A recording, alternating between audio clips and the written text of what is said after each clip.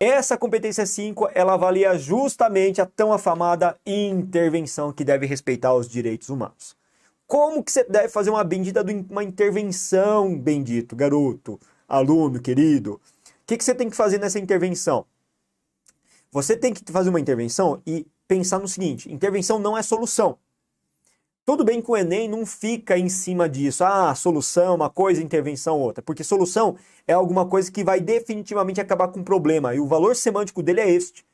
E a intervenção não é necessariamente com o valor semântico de terminar com o problema, mas sim de minimizar os impactos dados por um problema social. E vale lembrar que o Enem sempre trabalha com o tema social, com os eixos temáticos, e por isso mesmo, por trabalhar por esses vários eixos temáticos, é óbvio que esse problema tem uma intervenção possível, uma medida para reduzir o problema, e você tem que analisar de forma cautelar tudo isso, tá? Como que a gente faz uma boa intervenção? Essa boa intervenção, ela tem que ter 5 elementos fundamentais. Cada um desses elementos, ele é contabilizado para você obter a nota máxima 200 pontos, ok? Que é o nível máximo 5. Fez os 5 elementos, cumpriu a tarefa de casa, 200 pontos. Quais são esses elementos que você deve utilizar para fazer uma boa intervenção? Tem que ter um agente, tem que ter uma ação, uma medida propriamente dita, tem que ter os meios e procedimentos, ou meio e modo para essa ação realmente ser executada, tem que ter uma finalidade ou efeito, o que você espera quando essa ação for executada, e tem que ter o detalhamento de algum desses elementos acima citados. Professor, o que é o que aí? Se a gente pensar um tema de redação, por exemplo, o que aconteceu em 2019, né?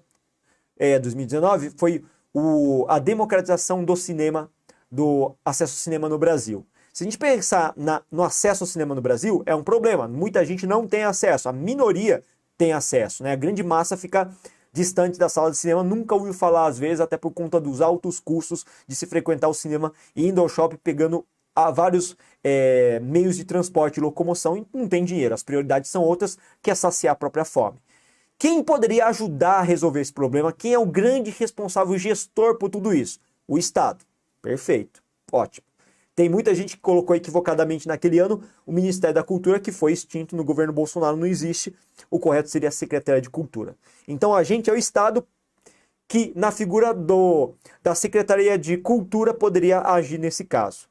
Isso é o agente. O que esse Estado ele tem que fazer para recuperar para democratizar, universalizar o cinema, levar mais gente possível? Bom, o Estado, para fazer isso, ele tem que instalar salas de cinema em regiões da periferia, regiões essas que são pouco assistidas com as salas de cinema. É isso que o Estado tem que fazer.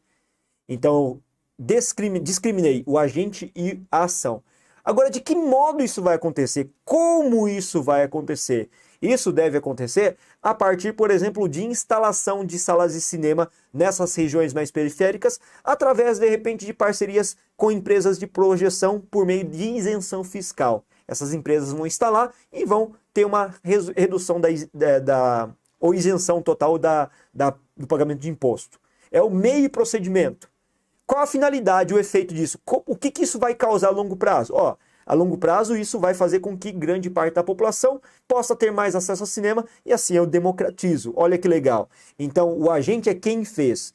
A ação é o que foi feito. O meio, procedimento e modo é como fazer. O efeito, a finalidade, qual o efeito, qual o fim daquilo. Veja que essas perguntas ajudam a entender esses elementos todos.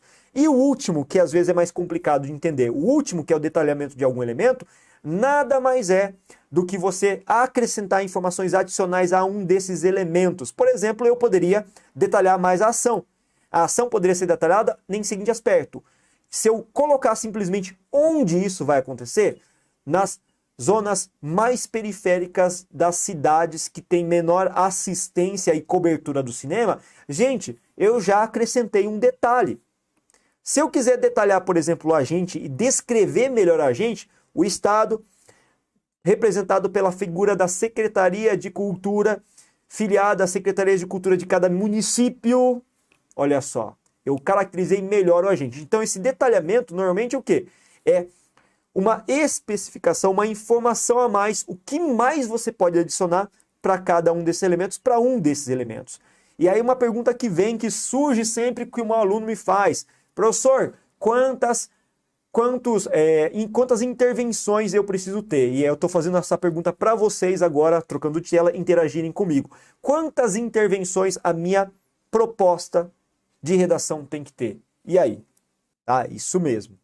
A Maria Clara respondeu perfeitamente. Uma intervenção. Professor, mas não precisa de duas. São 2 parágrafos de desenvolvimento, eu abordei 2 problemas, não precisa de 2. Não.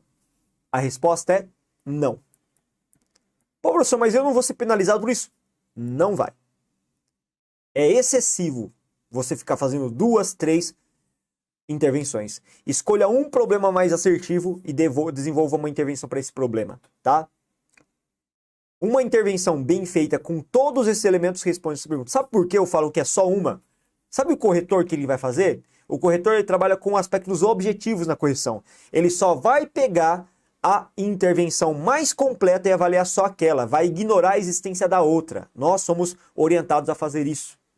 Se tiver 3 intervenções, eu pego só a mais completa e ignoro a existência das outras 2. Então só uma intervenção basta. Professor, quero fazer 2. Faça. Faça. Não tem problema algum. Quer deixar mais coerente, mais bonitinho, com um projeto de texto bem elaborado? Faça, tranquilamente. Só que saiba que isso não é contabilizado. É um excesso que não vai ser nem observado pelo corretor, ok? Então, uma só basta, beleza?